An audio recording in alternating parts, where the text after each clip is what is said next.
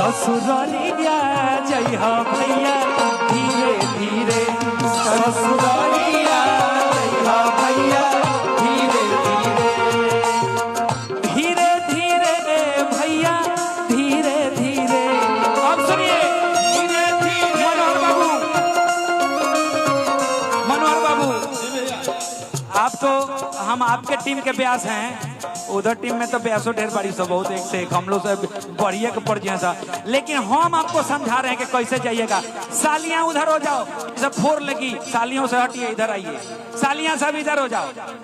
प्रवीण पांडे जी अगर मेरी आवाज सुन रहे हैं तो प्लीज आइए, नहीं तो घर में से बुला के लाएंगे आपको। और आशीष पांडे जी, आशीष पांडे, प्रवीण पांडे जी, हाँ जी हाँ जी हाँ जी हाँ जी हाँ जी, कहाँ छुपे हैं आप, आइए ना जी। हाँ बोलो। मैंने नारद मुनि हमरा के कहती है इनडायरेक्ट रूप से, ठीक है कोई बात नहीं।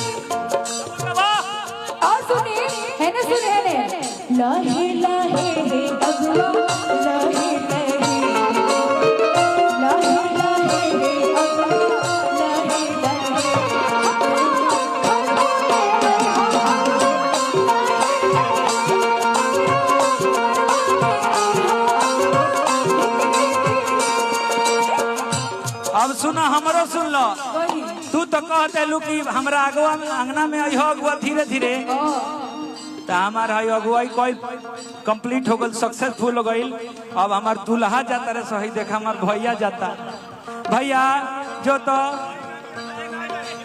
अच्छा छोड़ा कोनो बात नहीं के, अरे हमन के हर उम्र के दूल्हा बारे सो, हमार छोटका दूल्हा जाई, हाई लो छोटका दूल्हा जाता, देखा लो तारा लोग के निमन लगता है, एकरा उम्र के तू को दूल्हा दे दे केहू से सेटिंग हो सकता है।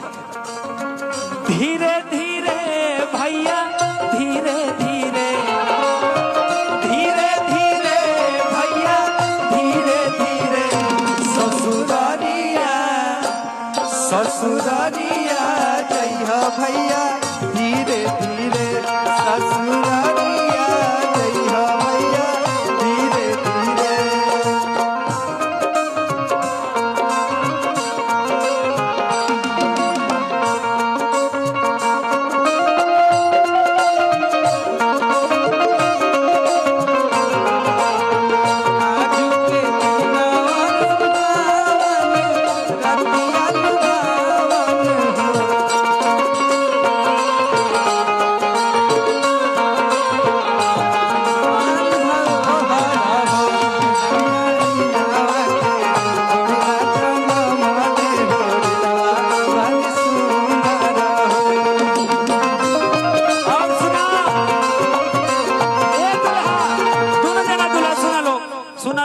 देखो चाची बहुत चिंतित भी आ, तू लो नाम हंसैया लो मत, कम से कम जौन कहले भी है चाची हम तार लोग के बता देते हैं दोनों जना के, हेमे से दोनों जना में से केहू ना नच सकता भाई। देखिए हमको हम नचलिए, कुर्ता नचौनी है, दुपट्टा नचौनी है, अब कितना नचाई दे तो कुछ ना तो रोक जाएगा, हम बता देते हैं भाई, वो बता दे तो कुछ नहीं करके।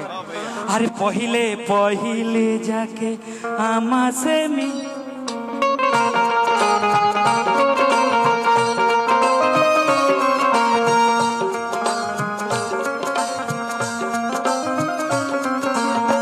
पहिले पहिले जाके आमा से मिली हो, पहिले पहिले जाके आमा से मिली हो। कर सकते हो अलकाई संदूर तो करके दिखावा। हतर से उनके जाके पौआ पखरी हो, हतर से उनके जाके पौआ पखरी हो। आशीषिया आशीषिया भैया भैया धीरे धीरे ससुरालिया भैया भैया धीरे धीरे।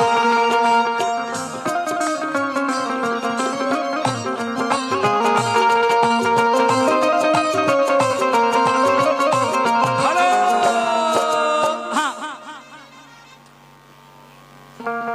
थरिया अगर खाए के था लोग बात सब जानी के 3 थरिया से तो पहले मन भूलो ना तो आई पकड़ लो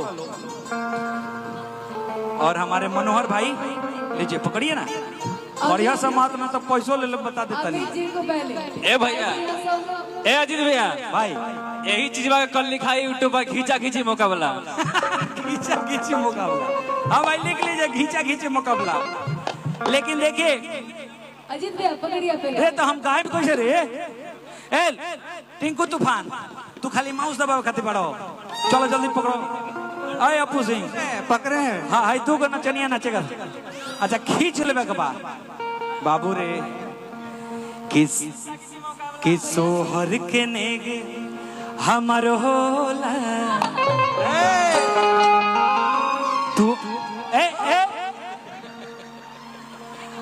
अरे सोहर के नेग हमर होला ए रिदम में खींचो सरे बाप रे बेताला खींचो तरी सो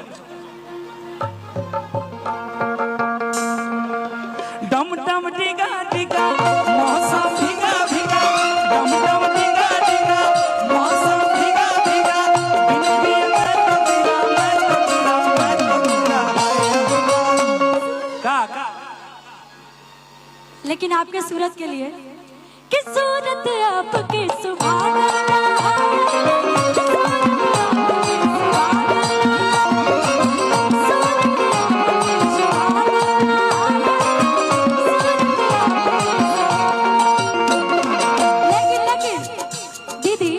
अजीत भाई ये काम ठीक नहीं किए जानते हैं क्या? ए भैया ठीक न कैल काम गड़बड़ा